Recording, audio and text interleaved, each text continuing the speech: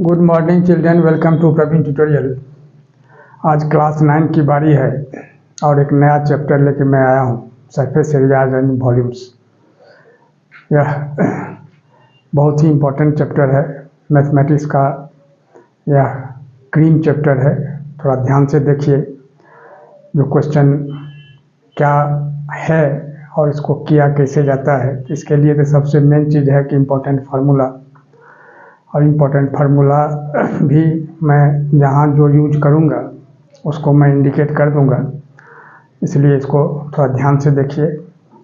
बहुत important chapter है, complication है थोड़ा सा, लेकिन समझ में आ जाएगा तो फिर दिक्कत नहीं होगी। अब देखिए, थोड़ा समझने की कोशिश कीजिए क्वेश्चन है क्या और करना कैसे है। पहला क्वेश्चन है, the curve surface area of A cone is 308 cm² and its slant height is 14 cm. Find radius of the base and total surface area of the cone. तो सॉल्यूशन में क्या करना होगा, सबसे पहले तो आप देख लीजिए ये कोन क्या होता है। यह कोन जानना सबसे पहले जरूरी है। तो कोन जैसे यही ए हो गया, बी हो गया, सी हो गया, यह कोन हो गया, यह हो गया रेडियस कोन का, जिसको आर बोला जाता है। और यह हो गया हाइट, यानी यह हो गया वर्टिकल हाइट, और यह हो जाता है आपका स्लैंट हाइट एल। तो यही सब चीज़ दिया हुआ है और इसमें कर्व सरफेस एरिया दिया हुआ है 308 cm²। तो देखिए, सबसे पहले CSA, that is curve surface area. The curve surface area of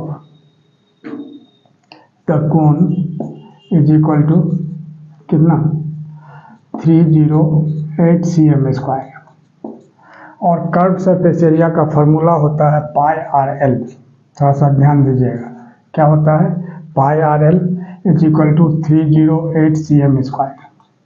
तो पाई के जगह कितना लिखना है, 22/7।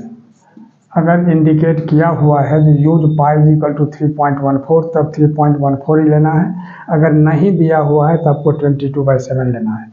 और आर तो रेडियस निकालना है, तो आर लिखना है। और एल के जगह कितना दिया हुआ है, थोड़ा सा ध्यान से देखिए। एल यानी स्लैंट हाइट 14 cm, यहाँ 14 cm लिखना है, यूनिट लिखना नहीं भूलिएगा। अब यहाँ 308 cm² हो गया। अब देखिए, अब क्या होगा, 7 को 14 से हम कैंसिल कर सकते हैं। 7 1 जा 7 और 7 2 जा 14। अब कितना होगा, 22 2 जा 44R। 44R is equal to कितना, 308 cm²। तो this implies R is equal to कितना होगा, 308/44। अब ध्यान दीजिए थोड़ा सा, कैसे कैंसिल होगा।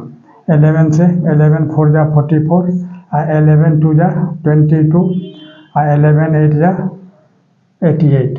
अब फिर 4 से कैंसिल करते हैं तो 4 7 जा 28, यानी R निकल गया 7 cm। यानी यहाँ जो पहला है रेडियस निकालना, तो लास्ट में लिख देना होगा therefore radius is equal to कितना, 7 cm। और यही इसका आंसर हो जाएगा। अब देखिए यहाँ cm कैसे आया, थोड़ा सा ध्यान दीजिएगा। इसमें यूनिट में बहुत कॉम्प्लिकेशन होता है, बहुत कन्फ्यूजन होता है। तो यहाँ 308 cm² है और यहाँ जो है 44 जो आया है ये cm है। थोड़ा सा ध्यान दीजिएगा। यहाँ जो cm हम रखेंगे तो cm² में डबल cm है, एक तो cm कैंसिल हो जाएगा, एक तो cm बच जाएगा। इस तरह से यह 7 cm हो गया। अब आइए आगे, सेकंड में दिया हुआ है टोटल सरफेस एरिया, यानी टोटल सरफेस एरिया यानी TSA, total surface area of the cone.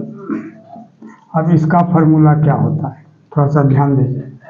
Pi r into l plus r, यही टोटल सरफेस एरिया होता है। अब टोटल सरफेस एरिया कैसे होता है, तो सबसे पहले curve surface area plus area of the base. तो कर्व सरफेस एरिया क्या होता है, पाई आर एल अब plus pi r square base का। तो पाई आर कॉमन आ जाएगा तो एल प्लस आर हो जाएगा। अब आगे देखिए, पाई के जगह 22/7 और आर यहाँ कितना निकला है, 7 cm, ठीक है। और फिर एल प्लस आर, तो एल कितना दिया हुआ है, स्लैंट हाइट 14 cm, तो 14 प्लस आर कितना, यानी 7 cm, यानी कितना होगा, यहाँ भी cm आप लिख सकते हैं 14 + 7 cm, तो 7 1 जा 7 कैंसिल हो जाएगा, यहाँ हो गया 22 और यहाँ हो जाएगा 14 + 7 21, यानी इसको भी आप cm लिख सकते हैं, लेकिन यहाँ cm अलग है, यहाँ cm है, cm × cm cm² हो जाएगा, तो 21 2 जा 42 और 21 2 जा 42 और 4 46, यानी 462 cm², और यही इसका आंसर हो जाएगा। अगला क्वेश्चन देखिए, अगला क्वेश्चन है एक कॉनिकल टेंट है जिसका हाइट दिया हुआ है 10 मीटर और रेडियस ऑफ द बेस दिया हुआ 24 मीटर, यानी OC या OB कुछ भी कहा जा सकता है, वो रेडियस हो गया।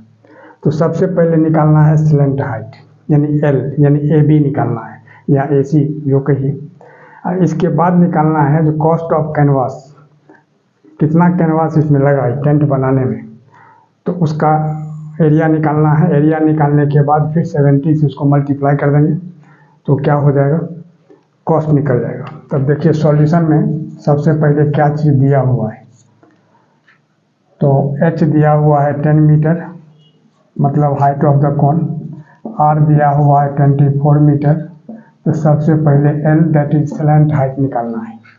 तब L निकालने का फार्मूला क्या होता है, फार्मूला सब पर ध्यान दीजिएगा, H² + R²।